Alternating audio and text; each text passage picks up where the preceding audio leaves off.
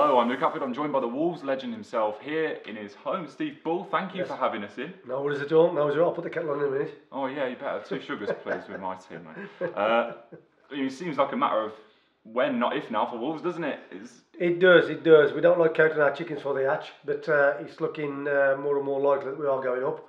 But I won't be satisfied until I see that P next to Wolves on the top of the league. Yeah, no, that's it.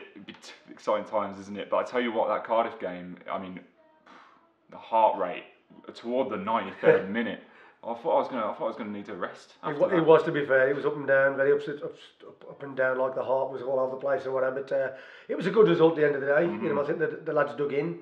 They're doing really well, and you know what Neil Warnock's like, kick everybody off the park and try not to play football and moan about it. But that's another one of them things. But no, it was a good result. I think we owed them one, and they come up with the goods. Yeah, and that's it. 2 penalties toward the end. John Ruddy, what do you make of him?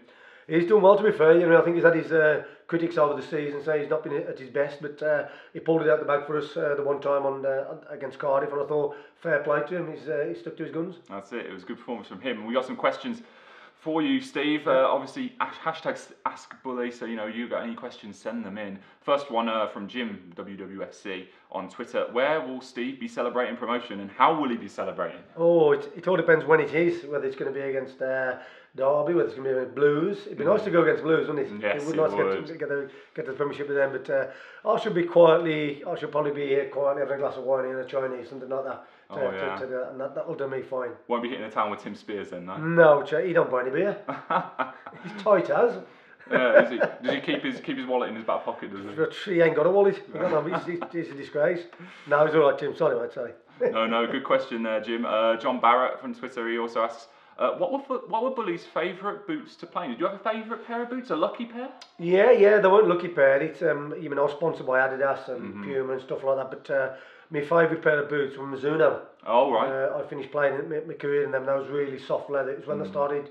The Adidas Predator started coming out with the soft rubber. Oh yeah. And Mizuno was similar to that, and I absolutely love Mizuno. Yeah, not bad. Yeah.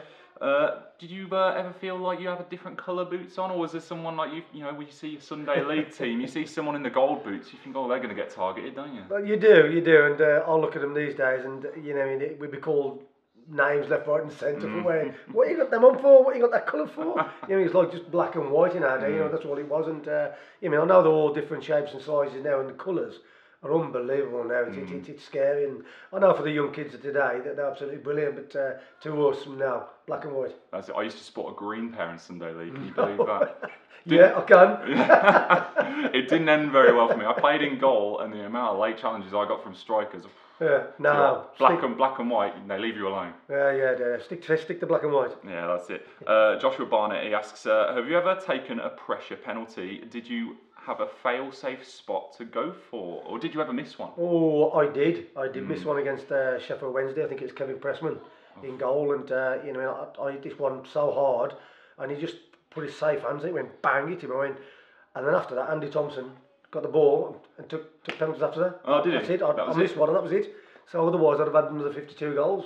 Tomo scored 50 penalties, I think. Oh, really? Yeah. So miss one and you're off the job, are you? I'm off the job. Little Tomo, give the ball, that's it, done. Oh, but I never used to have a bend or a curl. I used to get my head down as hard as I can and low as I can, so the keeper couldn't get down. But this time he didn't, he saved it, and then I was off him. So. Did you ever have a favourite spot, or did you like to keep keepers Not guessing? at all. You try to look at the keeper, and all you do is focus on one spot of the net, and that's it. That's where you hit the ball, that's it, boom. Is that changing your mind thing? Does that work into people? No, never change your mind on the run-up? Never change your mind, because it confuses it, otherwise you slip up or you trip over or something like that. But now, focus right in the middle of the ball, there you're going to put it there. Okay, Matt, he asks on Twitter, what would your front three be for Wednesday? Would you keep it the same, bring Costa and Cav both back in, or would you drop Jota? No, I'd definitely keep Jota in.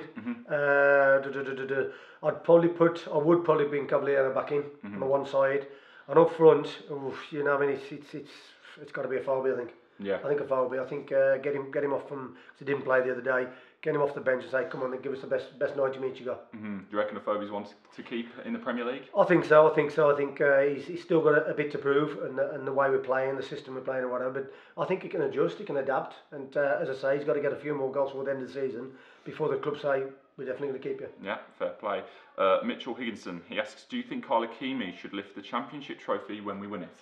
Oh, that would be brilliant. That would be absolutely. I mean, Alice in Wonderland stuff. That'd be brilliant with it. And yeah, I mean, I think if Carl was fit enough and ready enough, I think the club should have a serious think about looking at that. Say, bring him down on the day. There you go. One Carl O'Keefe. That's it. All thoughts from us go to Carl and obviously all his friends and family as well. Dan Preston, Jeff is going to give you £30 million to spend on a striker for the Premier League. Who do you buy? Okay, on a striker, old-fashioned centre forward. I'd go something like for 30 million. You might get him for that. You might get Jamie Vardy. Oh yeah, 30 million. He's bit of pace in behind. Natural goal scorer, pacing behind, holds the ball up as well. So I think he'd do a job. But if money was no object, then it's got to be Harry Kane. Harry Kane, unbelievable. He's the all parcel. He's the all one of his first touch, left foot, right foot, headering, shooting. He's got the whole package. Did you see Jamie Vardy's goal against the Albion? I did, yes. I cheered even more when that went in against Albion, but it's one of them. Quite a strike, wasn't it? Chris Wood, WWFC, asks, if Wolves had a Mount Rushmore type monument, barring yourself, what four faces would you have on it? Oh my word. Four faces of football, of Wolves football. Four faces of Wolves. Of Wolves. Purely Wolves. I think in off the football, I think Sir Jack had got to be one. I think Billy Wright had got to be the other. Yep. Then I'd go down the list and I'd say, I'd have my old mate Tomo. Yep. And my other old striking partner Muchie. And whose place would you take? Whose place would I take? Oh, I don't know. I can't. It's hard to pick. It's tough. Hard to pick. I think in the football world, I think Sir Jack would have to come out and I'd have to go in. That's because it's all football then. Yeah.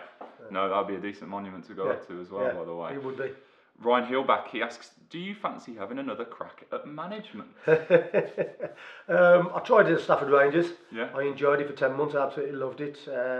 I've come out of it there and I've not tackled it since. I think it's gone too late now. It's gone past it too much now. I think you need the badges. You need to get in with a decent manager and a coach, being number 2, work your way up. And I think now I'm 53 now. You won't believe getting old in the tooth. And I think leave it to these young and up and coming managers. Yeah, a bit different than playing, isn't it?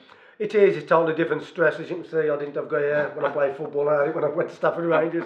But now it's a good job to have. To have all the respect to the players looking up to you and whatever. But no, I think I'll leave it to one side now, unless Nuno wants number 2. Oh, that's it. Steve Bull, number 2 at Wolves. How about that? Charles J, he asks, what were your top 3 performances from Wolves this season? Oh, top 3. Oh my word, you've killed me there. Yeah, it's a tough one, isn't it? There's a lot of games, but there's been a lot of good performances. There has, to be fair. Can we come back to that next week so I can think about it? Of course we can. I know one of them has got to be that last week, isn't he? Yeah. One of them, that's got to be one of them. That's got to be one of the best. Figure the one where they go up will be a good performance. It will be, and as I said before, I hope it's on Sunday against Blues. I hope it is. I hope Blues are safe by then, but I hope we win on that day. But I'll come back to them three games this season. That's a great question, Charles. Charles, we will get round to it, don't you worry. Paul Lappage, he asks, as a record-breaking striker yourself, what does Bully feel that Leo Bonatini needs to do to get back into goal-scoring form? Oh my word, he needs a lucky goal. Yeah. That's what he wants, a lucky goal. It's off his shin, his elbow, his shin, his knee, anything. He just needs a lucky goal. And I just think he needs to bloody sharpen up as well around the box. He just seems a bit sluggish. He's gone off the boil a bit. Yeah. And when he first came, he was like all over the place. But he's gone off the boil a bit. He's on his heels instead of his toes. And all I'd say to him is I'd get him out of the training field and I'd be saying 10 yards, sharp as turn.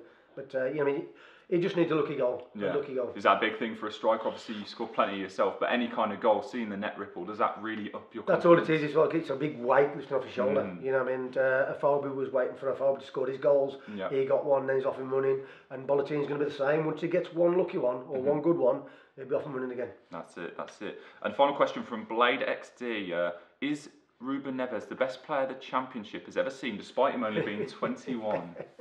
It's hard to think he's 21, isn't it? It's crazy. He's so beyond his years. He's unbelievable. His touch, his vision, his scope, how far he can pinpoint a ball 40 yards off somebody's toe, on his chest or whatever. He is a world-class player, and I must say he is one of the best ones in the Championship I have seen for a long time. And it's not just me; it's 28,000 Wolves fans as well, and they must shake their head going, "How did he do that? How did he do that?" He's unbelievable, great player. Magician, isn't he? He is, and I just hope, fingers crossed, touch wood, we can keep him. Fingers crossed. You can do a job in the Prem for sure. Easy. He'll run the show. He'll run the show. He's just showing it now. He played against, as you say, we played Man City in the cup. We give them a good game, and I think we can go from strength to strength now. There we go. Steve Bull bigging up Ruben Neves, and possibly Nuno's #2 next season. For the latest, make sure you stay with us at Express a Star and keep your questions coming in at #AskBully.